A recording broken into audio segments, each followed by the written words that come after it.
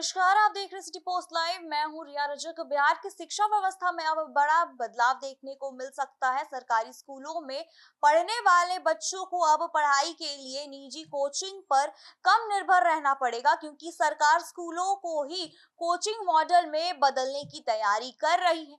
यानी कि अब स्कूल खत्म होने के बाद उसी स्कूल में बच्चों के लिए खास कोचिंग क्लास चलाई जाएगी। जी हाँ, सरकार का दावा है कि इससे गरीब और मध्य वर्ग के छात्रों को काफी फायदा मिलेगा और उन्हें बेहतर पढ़ाई का माहौल मिल सकेगा।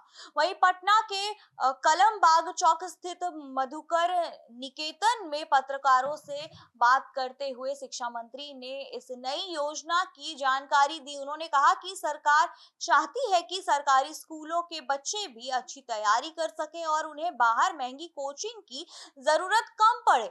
मंत्री ने बताया कि स्कूल समय से खत्म होने के बाद बच्चों के लिए अतिरिक्त पढ़ाई की व्यवस्था की जाएगी।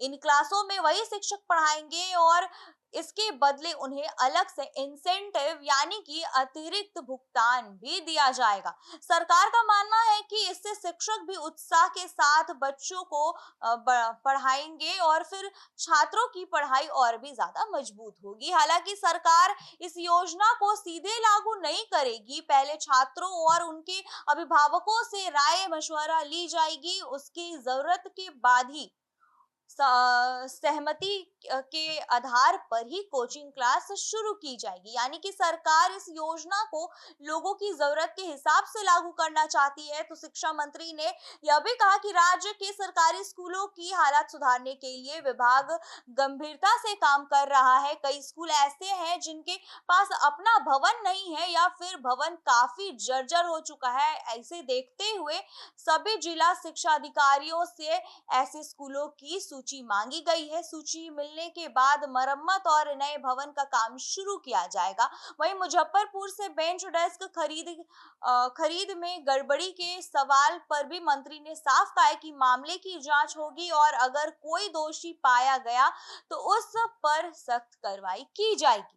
जी हाँ, इसके अलावा सरकार हमारा विद्यालय हमारा स्वाभिमान नाम से नया कार्यक्रम भी शुरू करने जा रहा है। इस योजना के तहत उन पुराने छात्रों को स्कूल से जोड़ा जाएगा जिन्होंने जिंदगी में सफलता हासिल की है।